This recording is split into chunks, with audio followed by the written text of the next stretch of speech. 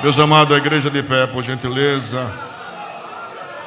Pastor José Emílio, por gentileza, queira fazer a oração, apresentando nosso pastor. Paz do Senhor para a igreja. Querido Deus, a quem servimos nesta noite, nós queremos te louvar, te adorar pela tua presença neste lugar. É real, é marcante. A tua igreja já está sentindo o que o Senhor vai fazer durante este culto. Continua nos abençoando, nos ajudando. Ao teu servo que vai usar a tua palavra, usa poderosamente como tem usado. A tua igreja que vai ouvir a tua palavra, Senhor, nesta noite, recebe o nosso louvor para a tua glória, em nome de Jesus. Amém, amém. Podeis assentar, irmãos amados. Minha gratidão a Deus pela vida dos cantores, pela vida do Leonardo, né? Leonardo e banda. Muito bem, Deus abençoe os irmãos. A Deus seja a glória nesta noite. Meus irmãos, nós estamos... Não há experiência maior e melhor do que aprender a palavra de Deus. São verdades eternas, são verdades preciosas, são verdades que permanecerão por toda eternidade. E meus irmãos, nós estamos estudando com a graça de Deus o livro dos Atos dos Apóstolos, os detalhes, as minúcias, as entrelinhas que o Senhor tem ensinos preciosos para nós. E hoje nós vamos continuar no capítulo 2, versículo 42. Glória a Deus. E perseveravam na doutrina dos apóstolos, e na comunhão, e no partir do pão, e nas orações. Quem diz amém?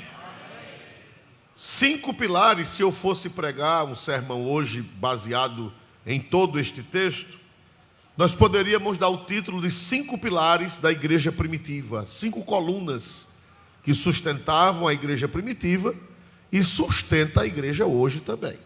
Não há diferença. Perseveravam primeiro em quê, irmãos? Perseveravam na doutrina dos apóstolos, na comunhão, aliás, são 4 colunas. Perseveravam na doutrina dos apóstolos, segundo terceiro no partir e quarto nas orações. 4 colunas. A igreja que tiver essas 4 colunas, não tem quem possa com esta igreja. Não tem quem possa. Primeira coluna que nós vamos meditar hoje, já meditamos em 2. Primeiro nós meditamos já meditamos na doutrina dos apóstolos. E hoje nós vamos meditar na palavra que a igreja perseverava na comunhão. Repita comigo, comunhão. Comunhão. Muita gente pensa que a comunhão é a Santa Ceia. De certa forma, a Santa Ceia é comunhão também. Mas a comunhão que está se referindo aqui não é a Santa Ceia. A Santa Ceia é no outro, é a próxima coluna. Aqui, comunhão, no grego, os irmãos que entendem de grego me disseram que comunhão no grego, no Novo Testamento grego, é koinonia. Koinonia. O que é koinonia no grego? É comunhão. E o que é comunhão? Eu fui procurar nos dicionários e encontrei que comunhão é uma associação fraternal, participação conjunta, bom relacionamento, estar sempre juntos, pensar e agir de modo semelhante, ter a mesma fé, ter as mesmas práticas, a mesma fé, a mesma doutrina, estar junto, partilhar. Isso chama-se o quê, meus irmãos? Comunhão. Comunhão é estar juntos. Comunhão é você estar em paz com o outro. Comunhão é você ter a mesma fé que o outro tem, a mesma esperança que o outro tem, é participar da mesma crença, é participar da mesma esperança, é estar juntos. Quem pode dizer amém em nome do Senhor? Glória a Deus. Então, irmãos, a igreja estava sempre junta, em comunhão, uns com os outros e com os apóstolos. Uns com os outros e com os apóstolos. Glória a Deus. Então, meus amados irmãos, o que é que eu aprendo aqui? Eu aprendo que é impossível ser crente isolado. A súmula que eu posso extrair disso aqui é que, biblicamente falando, não pode existir crente isolado. Porque a Bíblia diz que eles estavam juntos. Quem diz amém em nome de Jesus?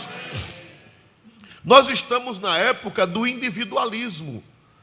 O século 21 é o século onde as pessoas não têm comunhão. Não estou falando nem de igreja. Eu estou falando de sociedade. Quando eu era menino, todo mundo tinha comunhão com todo mundo. Eu morava numa rua e todo mundo sabia quem eram os moradores da rua. Todo mundo conhecia todo mundo dava bom dia a todo mundo. Todo mundo, quando uma pessoa adoecia, a rua toda se envolvia para ajudar aquela pessoa. Eu era criança e uma senhora, ela era lavadeira, hoje quase que não existe mais, não sei se existe ainda, aquela mulher que ia para o rio, ou mesmo em casa, ela saía, chamava-se lavar roupa de ganho. Quem alcançou esse tempo? Ainda tem muita gente nesse tempo aqui, glória a Deus, né? Pensei que já tinha morrido um bocado, mas tem muita gente. Então, meus amados irmãos,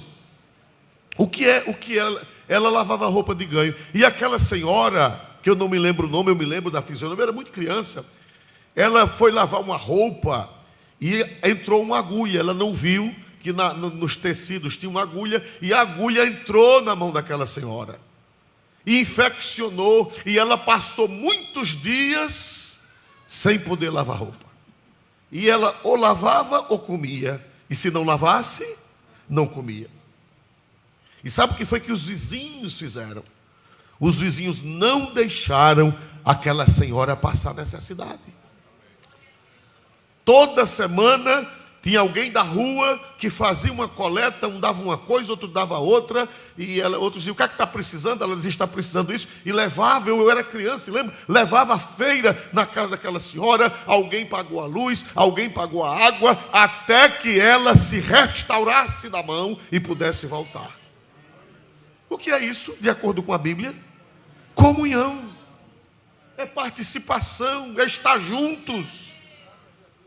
A gente sabia quem eram os vizinhos, a gente conhecia os vizinhos, os pais e os filhos, todo mundo se conhecia. Mas a comunhão está se acabando do mundo, não é da igreja somente. O isolamento hoje não é geral. Você mora num condomínio, você mora num bloco de apartamentos, você não sabe quem é o vizinho de cima, você não sabe quem é o vizinho de baixo, você não sabe quem é o vizinho da direita, você não sabe quem é o vizinho da esquerda, os muros intransponíveis. Morre o vizinho e você nem sabe.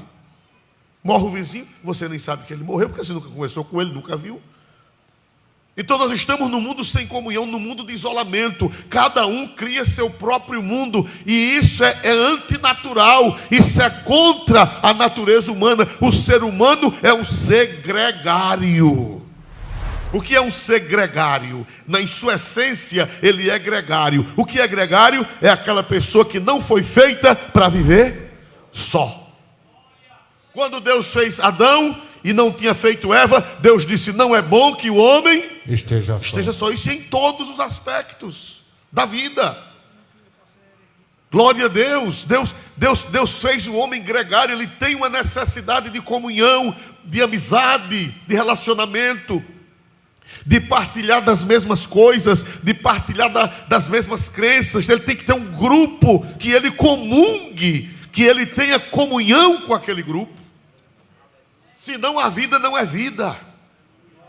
Glória a Deus. Por que é que está havendo tanta depressão hoje? Por que tantos problemas psíquicos? Por quê? Porque a humanidade está vivendo uma realidade que não era para viver. O isolamento. Você sabia, eu não sei agora, mas há uns 4, 5 anos, você sabe qual foi o mercado imobiliário que mais cresceu no Brasil? O mercado imobiliário de apartamentos para uma pessoa. Pequenos apartamentos minúsculos para só morar uma pessoa.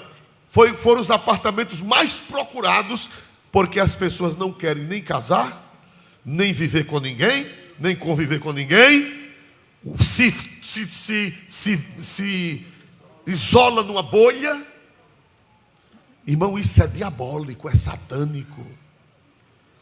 É melhor você perto de mim me fazendo raiva do que longe, glória a Jesus.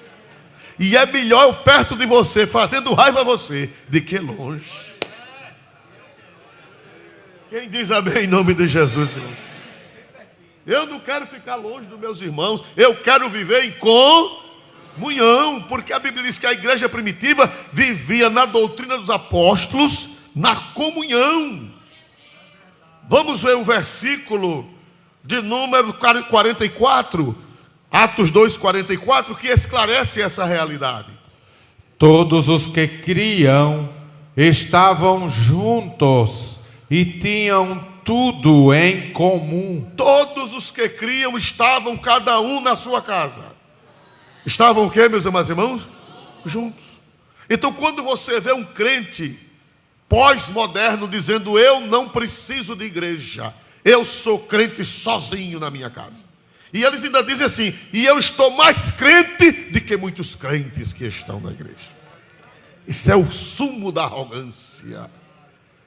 Meu irmão, eu preciso de você e você precisa de mim.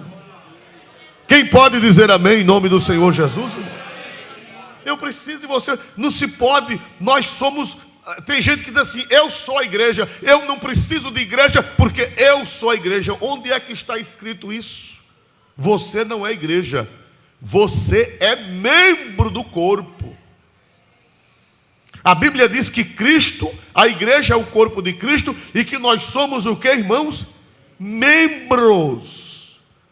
Você não é o corpo de Cristo. O corpo de Cristo é a coletividade, é a igreja. Você não é o corpo de Cristo, você é um membro do corpo. E se você amputar um dedo e deixar dentro de uma caixa de cristal, o que é que vai acontecer com aquele dedo que você deixou isolado? Ele vai apodrecer. E é o resultado das pessoas que se isolam. É o resultado das pessoas que ficam dentro de uma bolha, isoladas, às vezes revoltadas, às vezes dizem: eu não quero igreja, que tem muita hipocrisia. Tem muita hipocrisia na igreja. Venha para cá que cabe mais um, glória a Jesus. Aleluia, cabe mais um você, glória a Deus. Não é verdade, irmão? Cabe mais um. Porque só não tem falha onde? Onde é que não tem falha? Se você quer viver numa sociedade sem falha, peça a Jesus: me leva, Senhor, me leva. Glória a Deus. E lá você não tem problema. Então, meus amados irmãos, essa ideia de isolamento, ela é maligna e maléfica. Não só eclesiasticamente, mas a vida, ela só é vida se for partilhada. As alegrias, as angústias, as tristezas, as coisas boas, as coisas ruins, elas têm que ser partilhadas para que seja vida. Quem está entendendo? Quem está entendendo, meus amados irmãos? Então a Bíblia diz que eles viviam na doutrina dos apóstolos e na comunhão. Não faça um apartamento só para você. Não compre um apartamento que só cabe a você, para você não casar, não ter filhos. Faça isso não. Isso é antinatural. É contra o direito natural. É desnatural. Você não foi feito para ver só. Glória a Deus nas alturas dos céus. Então, não vá na onda dessas pessoas que dizem que não precisam de igreja. Precisa, irmão. Eu preciso. A igreja pode não precisar de mim, mas eu preciso da igreja. E não é porque sou pastor, não. É quando eu era membro, simplesmente membro da igreja, eu já tinha necessidade de pertença. O ser humano tem necessidade, tem carência de pertença. Glória a Deus nas alturas dos céus. Então nós temos que estar em comunhão, mesmo às vezes como porco-espinho. Glória a Jesus, porco-espinho. No tempo do frio, os porcos-espinhos, eles têm que se aquecer, porque todos os animais se aquecem. Aqui não, que aqui não faz frio, mas nos países nórdicos, o porco-espinho, e agora para ficar um porco-espinho perto do outro? Glória a Jesus. Mas tem que ficar, ou fica perto do outro, é melhor furar um ao outro do que morrer gelado. Glória a Jesus, né, irmão? Tem crente porco-espinho, tem, irmãos? Glória a Jesus. Mas eu quero o porco-espinho pertinho de mim. Glória a Deus, porque se a gente se isolar, se o porco-espinho se isolar, ele vai morrer congelado.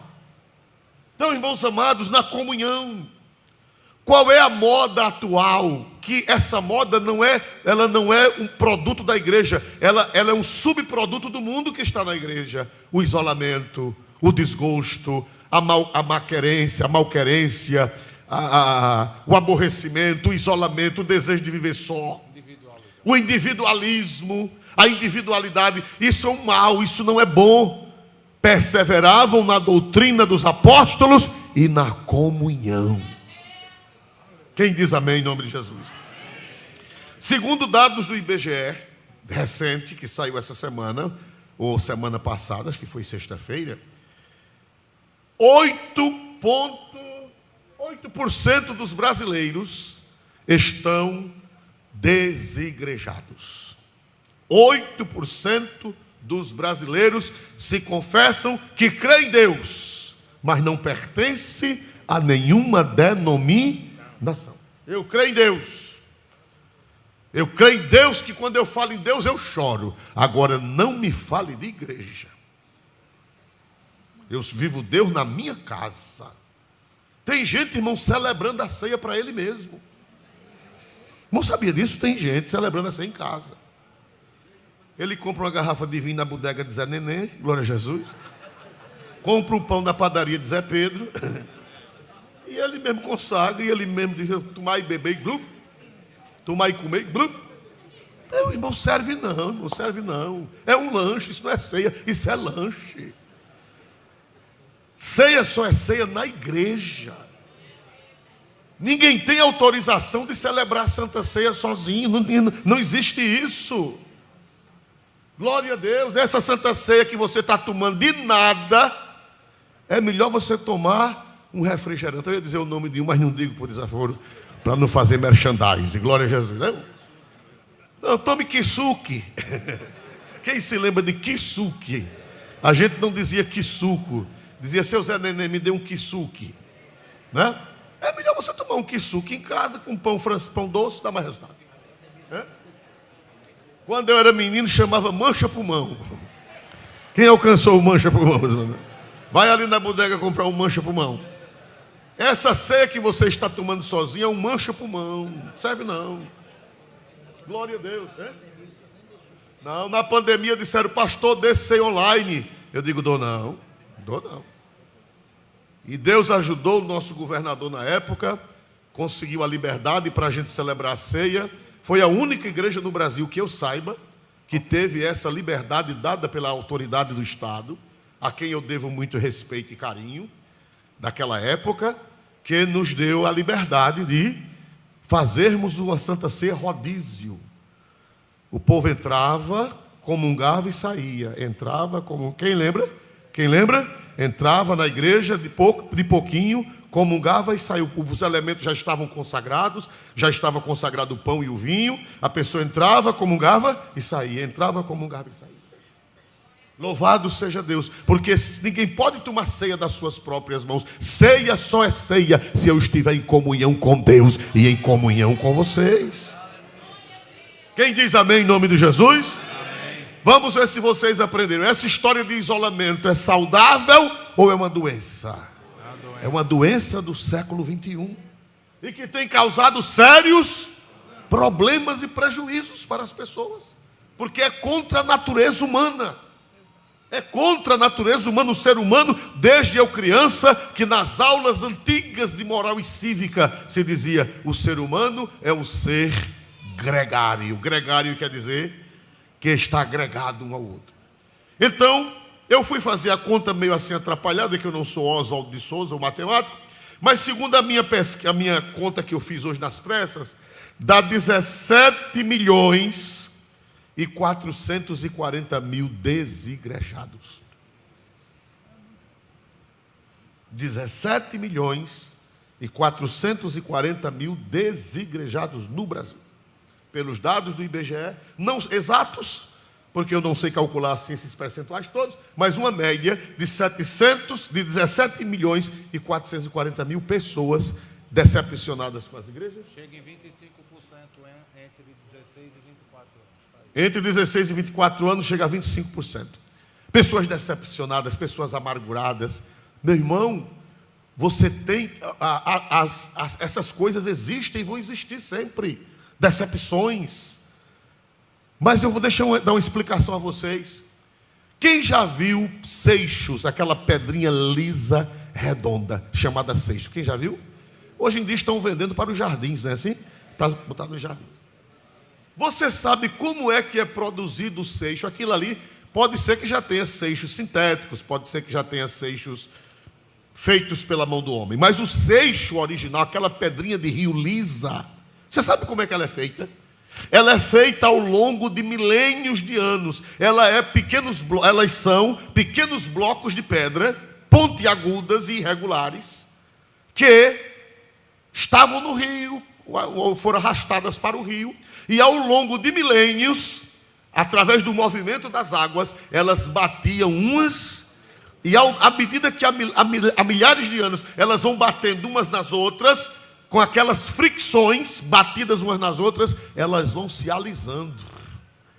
E depois de milênios, vira aquela pedra tão lisinha, tão bonita, que a gente quer levar para casa. Como foi que ela foi feita? Aquelas pedras foram feitas, os seixos, como foi, irmãos? Batendo umas nas outras, se chocando. Os homens fortes, as mulheres fortes, elas são feitas nos baques das pedras. Molda o caráter, fortalece a personalidade, faz de você um vencedor, faz de você gente, faz de você ser humano. As fricções, as batidas que a vida oferece em sociedade. Em família, tem choque nas famílias? Irmão com irmão arenga? Glória a Jesus. Tinha uma arengueira que disse misericórdia, glória a Jesus, que eu arengava muito quando era criança. Glória a Deus. Os irmãos arengam, mas isso faz parte da vida. O baque das pedras, a fricção, né, das pedras, elas geram o polimento. E aqueles lindos seixos são produtos de séculos, de milênios, de batidas umas nas outras. Quem diz amém? E se uma pedra se isolar, o que é que vai acontecer? Uma pedra nunca for batida uma na outra, nunca teve fricção, nunca conviveu, nunca teve problema, nunca teve dor. O que é que vai acontecer com aquela pedra isolada? Ela nunca vai ser o quê? Nunca vai ser moldada, nunca vai ser um seixo. As fricções nos aprimoram, as fricções nos aperfeiçoam. Por isso que a Bíblia diz que eles perseveravam na doutrina dos... E em que mais, irmãos? Na comunhão. Então, irmãos, o que é que está acontecendo hoje? Esse problema, ele vem do mundo, ele é da sociedade e ele vem para a igreja, ele entra na igreja. E hoje em dia o pessoal diz, você não tem que ficar à igreja. A princípio, qual é a arma dessas pessoas? O argumento pífio, o argumento falacioso, o argumento sofismático. Qual é o argumento deles? Lá na igreja é uma instituição. Lá na igreja tem CNPJ. Lá na igreja tem Assembleia Geral. Lá na igreja tem documentos. Lá na igreja tem departamentos. E nós não precisamos nada disso. Primeiro, a gente vai se reunir livremente. Não precisa de pastor, não precisa de nada. Para a semana a gente se reúne na casa de comadre Zefa. Na outra semana na casa de comadre Tonha. Na outra semana na casa de comadre Bill. Na outra semana na casa de comadre Sinfurosa. Glória a Jesus. E sabe qual é o resultado? Essas pessoas depois, nem na casa de comadre Bill, nem na casa de comadre Tonha, nem na casa de comadre Zefa, e muito menos na casa de comadre Sinfurosa. se dispersam. E depois, como diziam os antigos, nem o mel, nem a cabaça. Ficam depois sem fé e vira ter depois essas pessoas, o futuro delas é ou se tornarem agnósticas ou se tornarem ateias. O diabo tira a pessoa da igreja e depois torna aquela pessoa ateia ou agnóstica que não presta mais para nada. Os irmãos estão entendendo? Quem está me entendendo, meus amados irmãos? Quem prefere ficar aqui batendo uma pedra na outra? Quem prefere? Dê um glória para Deus nessa hora. Quem prefere ficar em família? Quem prefere ficar em família mesmo batendo uma pedra na outra? Mas é o projeto de Deus, é esse. Aleluia. A sociedade é para se friccionar mesmo. E essas fricções, elas geram aperfeiçoamento no caráter das pessoas. Louvado seja Deus para sempre e eternamente. Então, irmãos, eu escrevi aqui, os promotores dessa ideologia tiram as pessoas da igreja, propõem um modelo de igreja informal, não, a gente, para ser crente, a gente se junta debaixo do pé de pau, a gente vai para a casa de fulano, depois a gente faz um jantar, faz um churrasco, e depois sabe o que acontece? Os promotores dessa ideologia tiram as pessoas da igreja, propõem um modelo de igreja informal e depois deixam as pessoas sem igreja e sem nada. É laço de Satanás.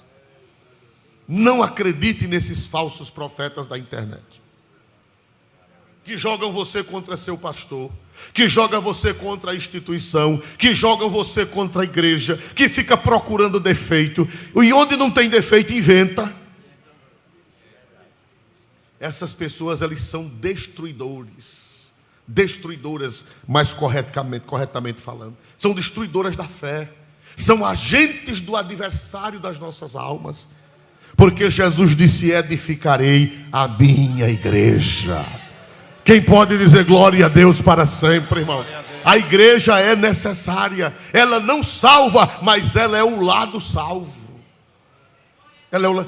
Pastor, Jesus pode salvar uma pessoa sem ela estar na igreja? Pode ou não pode? Que lhes parece? Pode ou não pode? Pode. Por exemplo, salvo foi salvo onde? Onde foi que, Saulo. Saulo foi salvo onde? Na estrada de onde? Emaús. Damasco. Não tinha pastor, não tinha crente, nada. Mas ali não é o ordinário. Ali foi algo extraordinário. O normal era ele estar ouvindo o evangelho. O ordinário seria ele estar sentado no banco ouvindo o evangelho e aceitar Jesus. Mas nós não podemos pegar o extraordinário e torná-lo ordinário. Aquilo foi algo extraordinário. Mas depois que ele foi salvo, foi para a casa de um homem chamado Judas. Foi assim ou não foi? Que morava na rua chamada direita e passou 3 dias o quê? Orando e jejuando. E cego. Aí o Espírito Santo falou com Ananias. Ananias, que era, segundo a tradição apostólica, Ananias era o bispo da igreja, era o pastor sênior, era o pastor presidente da igreja de Damasco. A Bíblia diz que ele era um discípulo, mas a história eclesiástica diz que ele era o pastor da igreja. Ananias, tu vai na rua chamada direita, porque lá tem um homem chamado Saulo. Ele está há 3 dias jejuando. Eu apareci para ele no caminho de Damasco. Vá lá, ore por ele, coloque a mão sobre ele, batize ele e ore por ele para ele receber o Espírito Santo. E eu vou curá-lo da visão. Saulo precisou da igreja? Sim ou não? Foi salvo no caminho de Damasco. Mas quem foi que orou por ele? Quem foi que batizou ele? Quem foi que orou para ele ser cheio do Espírito Santo? Foi a igreja. Então essa falácia de que você pode ser salvo em qualquer lugar, pode, meu filho. Deus é soberano. Eu conheci um homem que foi salvo num baile. Eu ouvi o testemunho dele, ele já dorme no Senhor. Mas eu ouvi o testemunho dele lá em São Paulo. O pai dele era daqui de Alagoas, de São Luís do Quitunda, era pastor dos antigos da Assembleia de Deus. E esse rapaz é de São Paulo, não vou citar o nome dele porque ninguém me autorizou, mas eu ouvi ele dando testemunho. Ele estava filmando, isso há mais de 40 anos, naquele tempo aquelas máquinas de filmagem. Ele estava num baile, filmando o baile, quando alguém atirou em alguém e a bala passou queimando a orelha dele. E a bala atingiu a testa de uma pessoa que estava na frente dele, e a pessoa caiu sangrando nos pés dele. E ele ficou se tremendo com aquela máquina pesada de filmagem no ombro, e o Espírito Santo disse para ele: aqui não é seu lugar. Se você ficar aqui, vai acontecer com você. Ele era todo barbudo, cabeludo, cheio de marmotagem. Foi para casa, o pai e a mãe, quando ele chegou em casa, o pai e a mãe estavam de joelhos orando e citando o nome dele na oração. Ele passou caladinho pela porta do pai, foi para o quarto, dormiu. Quando foi de manhã, o pai foi para a igreja, o pai era pastor, passou o dia todo na igreja, dia de manhã só chegava de noite, lá em São Paulo. E meus irmãos, quando foi de noite na hora do convite, a mãe cantando no coral, e o pastor: onde está a primeira vida? Onde está a primeira vida? Aí entrou um rapaz todo barbeado, camisa social, cabelo cortado, a mãe cantando no coral, não conheceu. Glória a Jesus. Aleluia. Veio uma, veio duas, veio três. Aí alguém disse: esse menino aqui é o filho da irmã. Oi, irmã fulana, olha seu filho aqui. Ela disse: meu mesmo não, glória a Jesus. O meu filho está parecendo um bicho, glória a Jesus. Ele aceitou Jesus no baile. Quando ele levantou-se: pastor, eu vim para aqui para vocês orarem por mim, mas já recebi a salvação no baile. Quem pode dizer glória para Deus por isso? Mas foi lá, cortou o cabelo, tirou a barba e chegou a ser, quando eu o conheci dando esse testemunho, ele era evangelista lá de São Paulo. Então, irmãos amados, a igreja não salva, mas a igreja é o corpo de Cristo, é o lar dos salvos, e nós precisamos da igreja, porque nós precisamos de comunhão. A Bíblia diz que a igreja primitiva perseverava na doutrina dos apóstolos e na comunhão. Quem diz amém? Quem diz amém, meus amados irmãos? Mas essa doença, já nos dias, os desigrejados não são de agora, eles são antigos. Nos dias apostólicos já tinha gente se isolando. Vamos ver isso em Hebreus 10 e 25, por gentileza. Hebreus 10 e 25, glória a Deus. Aleluia, Hebreus 10 e 25. Não deixando a vossa congregação, como é costume de alguns, antes admoestando-nos uns aos outros, e tanto mais quanto vedes que se vai aproximando aquele dia. Não deixando o que, meus amados irmãos? A nossa o que, irmãos? Congregação. O conselho apostólico é que nós não deixemos de nos congregar. É um conselho apostólico. Será que essa geração é mais sábia do que os apóstolos? São tão arrogantes e tão prepotentes que contrariam a palavra de Deus e acham que estão certos. O apóstolo disse: não deixando a nossa congregação. Tem outra versão que diz: não deixando de congregarmos-nos. Glória a Deus nas alturas.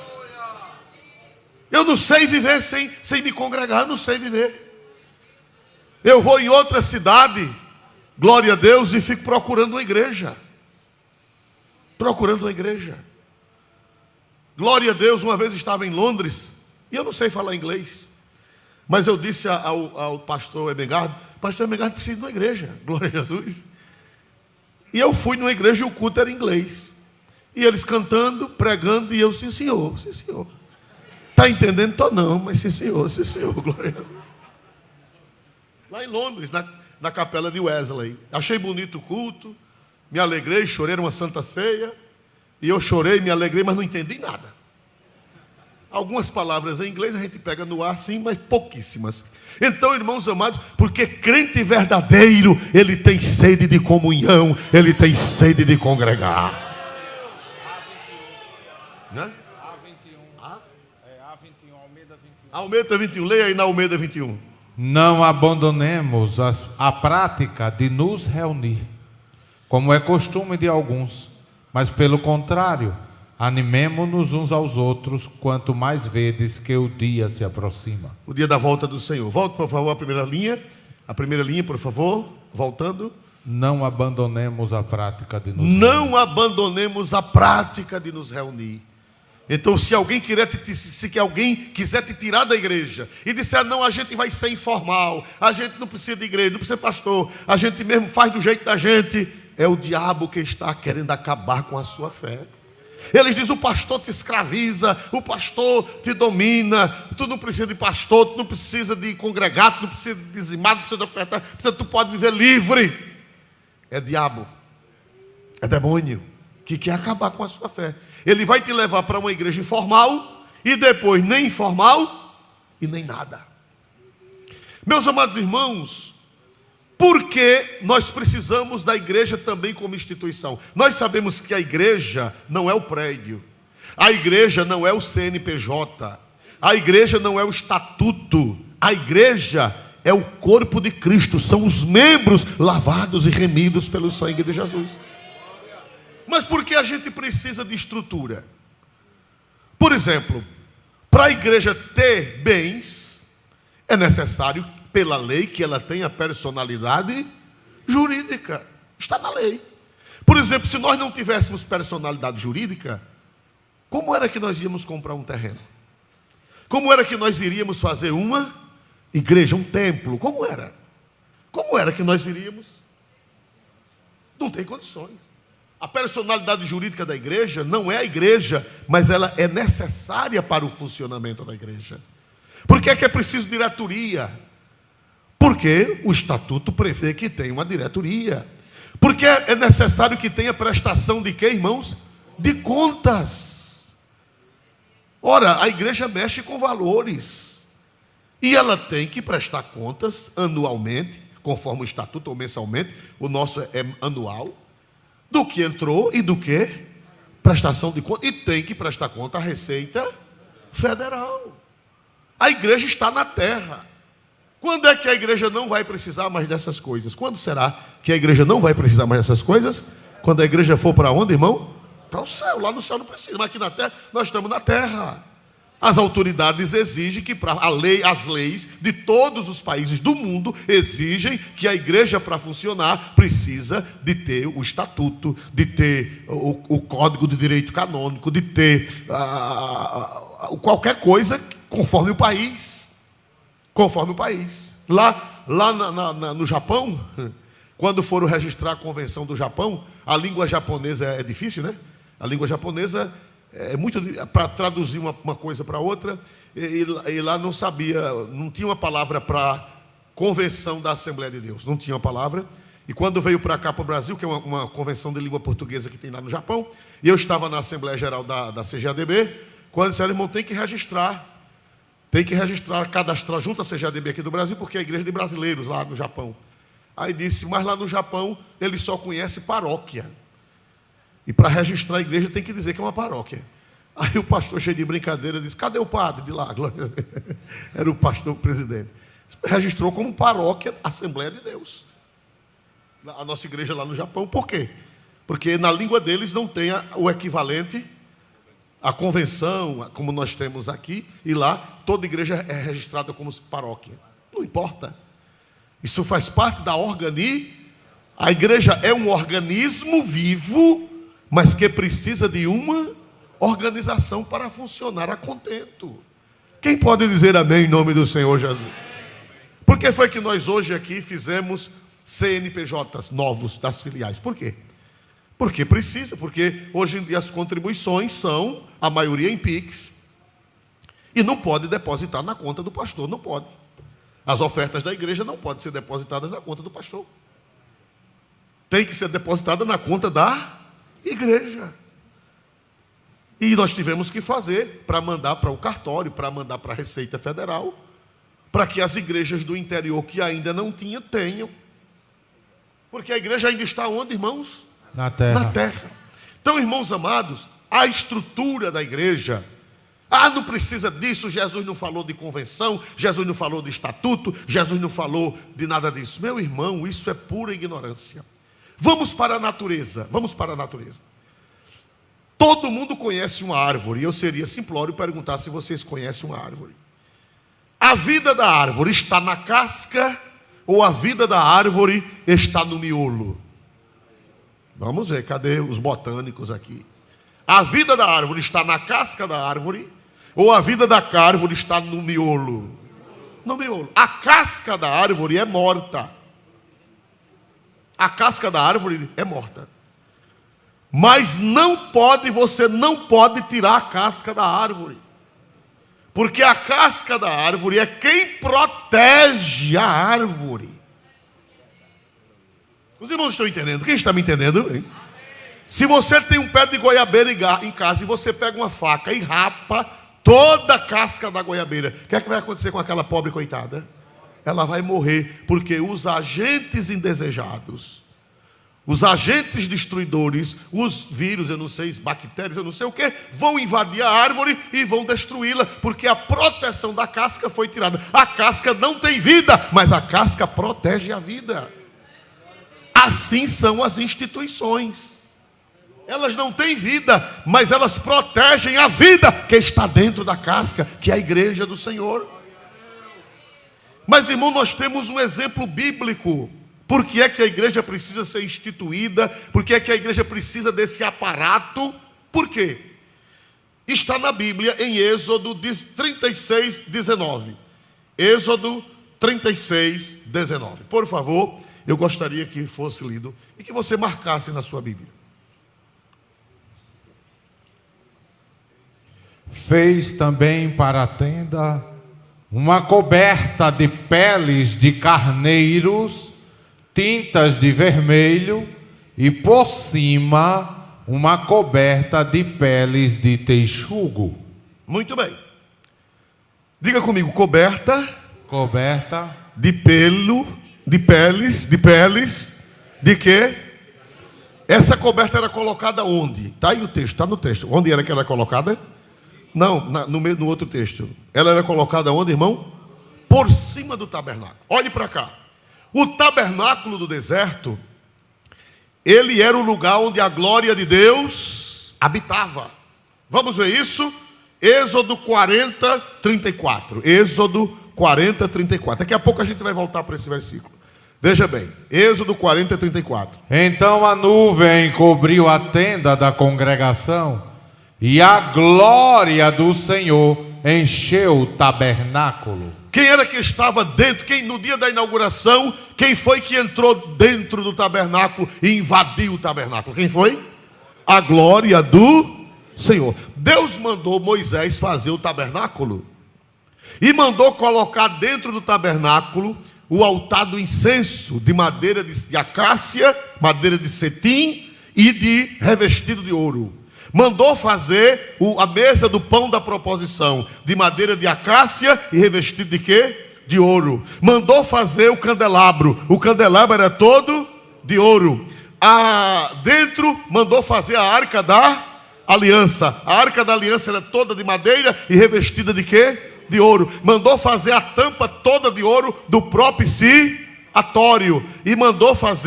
E mandou colocar 2 querubins e mandou que ninguém podia entrar ali, só o sumo sacerdote, e os querubins não eram para ser adorados. Os querubins, eles estavam em forma de ele estava com a cabeça virada para dentro da arca, não era para ser adorado, cultuado como alguém ensina, não. Os querubins, porque ali, e em cima daqueles querubins, havia uma nuvem brilhosa. Quem era aquela nuvem brilhosa que estava lá dentro do tabernáculo? Quem era? Quem era, irmãos?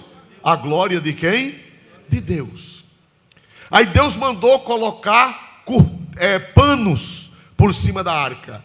Um pano azul, um pano branco e um pano vermelho, feito de lã de carneiro. Feito de lã de carneiro. Era a coisa mais linda, era o tabernáculo. E a glória de Deus estava dentro do tabernáculo. Olha aí, e a glória do Senhor, o que, irmãos? Encheu o tabernáculo. Agora, por cima de toda aquela beleza, Deus mandou fazer uma coisa estranha. Deus mandou fazer uma coisa estranha para botar por cima de tudo. O que foi que Deus mandou fazer para botar por cima de toda aquela beleza? Vamos ver, Êxodo 36, 19. Fez também para a tenda uma coberta de peles de carneiros, tinta de vermelho, e por cima uma coberta de peles de texugo. Pastor Oswaldo, a última peça que cobria tudo era uma capa, por cima de tudo, de pele de texugo. Aqui no Brasil tem um animal chamado, em outros países, chamado texugo do mel. Não é aquele. Essa palavra texugo é uma palavra hebraica muito difícil de interpretação. E eu fiz uma pesquisa. Ela significa golfinho, dudongo, foca ou qualquer animal marinho. É um bicho do mar. Ou foca, ou dudongo, que eu não sei o que é o dudongo, ou golfinho, ou qualquer outro animal marinho. Era de um animal que tinha no Mar Vermelho. Deus mandou que Moisés pegasse esses animais, abatesse e tirasse o couro. E segundo os historiadores, Deus mandou fazer uma capa de pele de texugos, que é dudongo ou golfinho ou coisa parecida. Ele mandou fazer para botar por cima de tudo. Por quê? Por cima de toda aquela beleza foi colocada uma coberta de pele de texugos ou de golfinhos. Qual era o objetivo daquela última capa por cima? Feia, não era bonita, era escura. Para proteger a beleza que estava dentro. Por quê? Porque aquela capa ela era impermeável, ela era de couro. E era impermeável. Se chovesse, não entraria. Se desse uma tempestade de areia, não entraria. Aquela capa feia de pele de golfinho, de pele de dudongo, de pele de texugo, era a proteção que protegia a beleza que estava dentro. Vocês podem dizer amém em nome de Jesus? Então, irmão, as instituições são a cobertura de pele de texugo. Não é bonita, não tem vida, não tem beleza, mas faz o quê? A única finalidade daquela cobertura de pele de texugos era o quê, meus amados irmãos? Proteger. Proteger. O estatuto protege a igreja. O templo protege a igreja. Não tem vida, o templo não tem vida, mas a vida está dentro do templo, que é a igreja do Senhor, a glória do Senhor. Os irmãos estão entendendo, meus amados irmãos? E se você tirar aquela pele, de golfinho ou de texugo, o que é que vai acontecer? Na primeira tempestade, o tabernáculo cairia, porque era tudo de tecido. Aquela pele de cima era impermeável, aguentava chuva, aguentava sol e aguentava as intempéries do deserto. Por exemplo, nós temos CNPJ. Com o CNPJ nós compramos o terreno. Com o CNPJ nós compramos, a igreja, né? Contratou uma empresa, construiu essa igreja. Essa igreja tem vida? Esse templo tem vida? Esse templo salva? Esse templo cura? Esse templo batiza com o Espírito Santo? Não, esse templo é uma pele de texugo.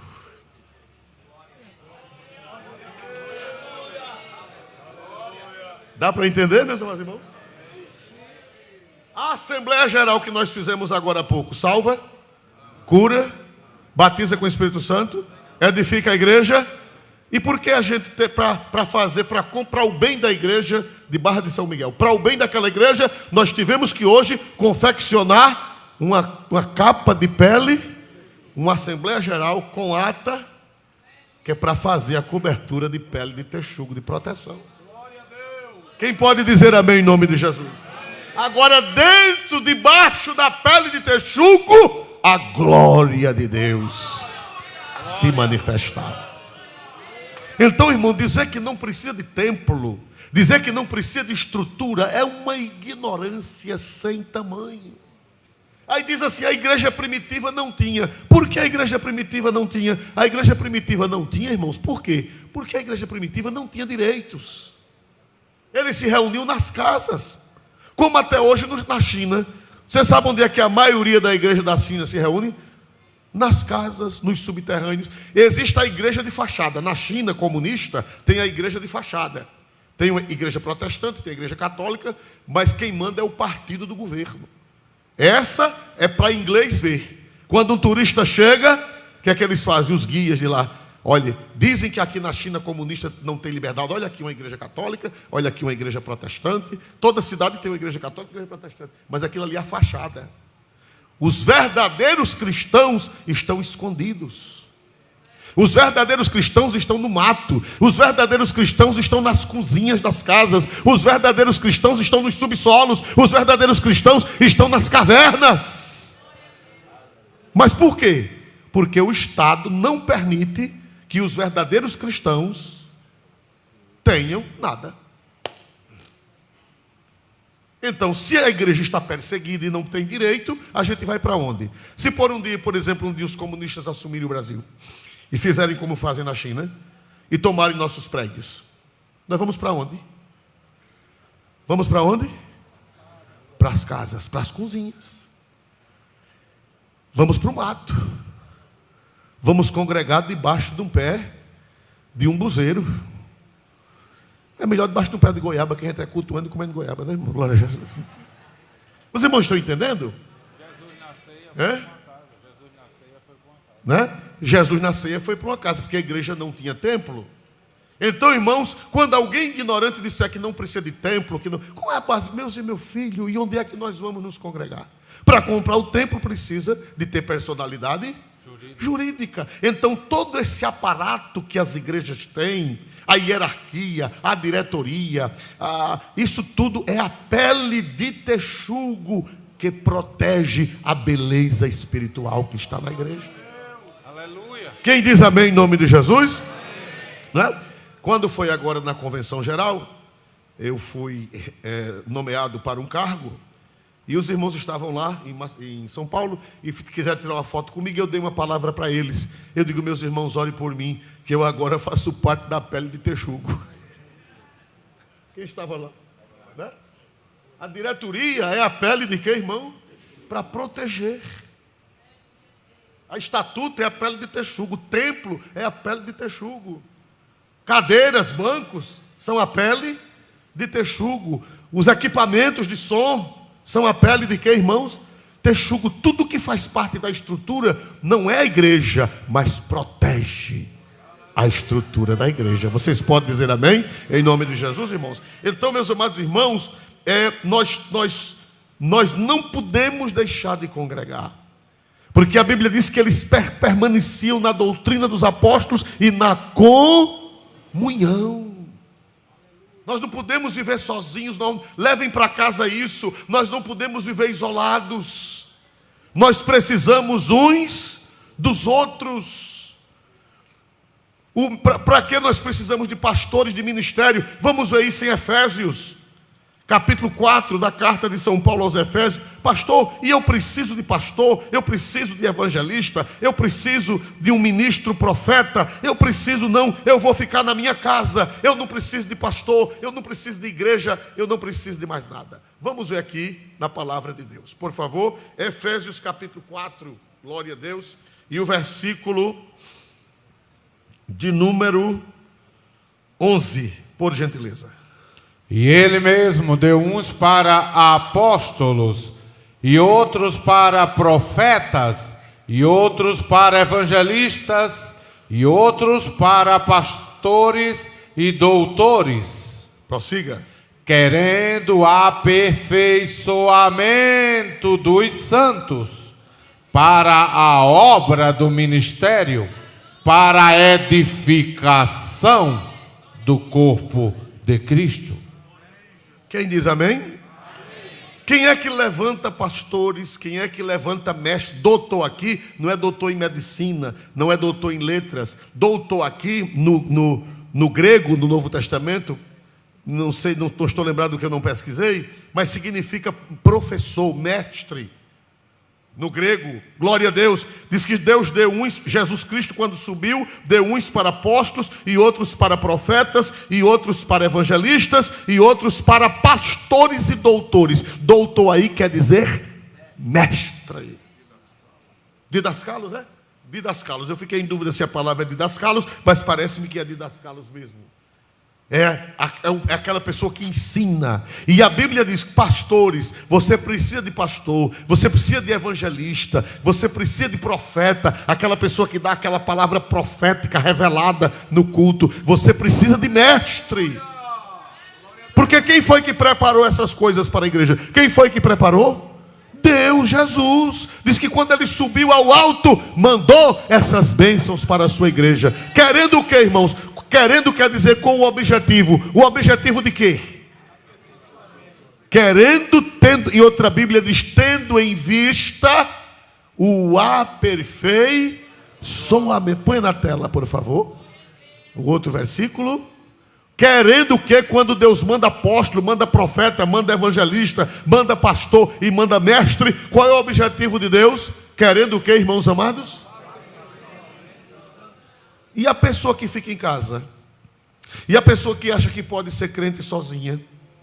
Soberba e arrogante que não precisa de ninguém. O que é que vai acontecer com essa pobre criatura? Hein? Não vai ser aperfeiçoada. Não tem aperfeiçoamento. A soberba, a arrogância. Eu não preciso da instituição, eu não preciso de pastor, eu não preciso de nada disso. Eu vivo na minha casa, eu celebro minha ceia com kisuke e bolacha creme crack.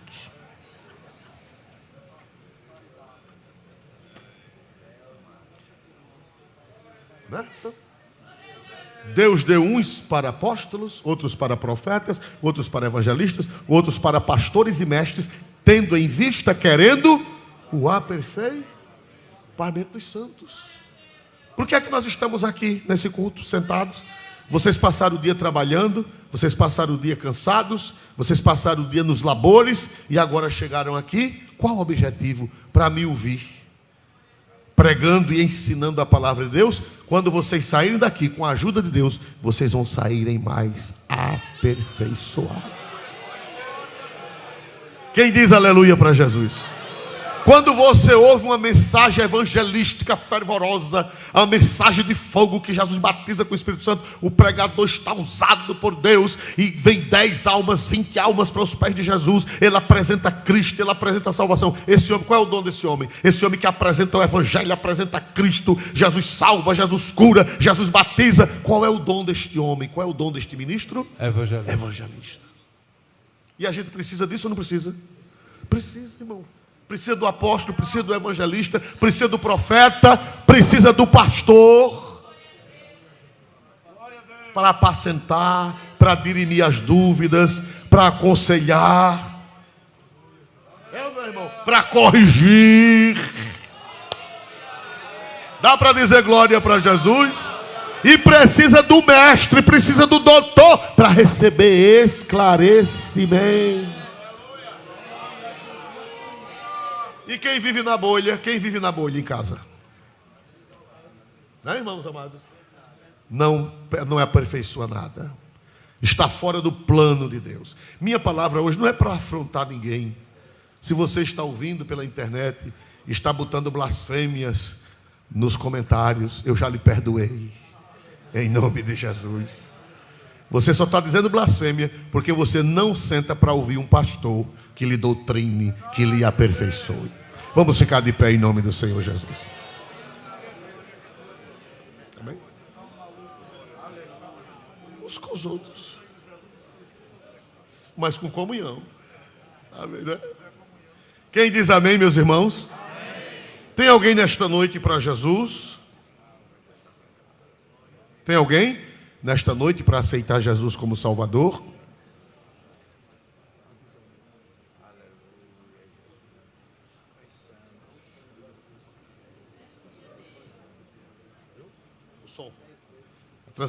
Glória a Deus. Tem alguém para Jesus nessa noite, irmãos? Mas pastor, hoje a palavra foi para crente. A palavra foi de doutrina, de orientação. Não foi uma palavra evangelística.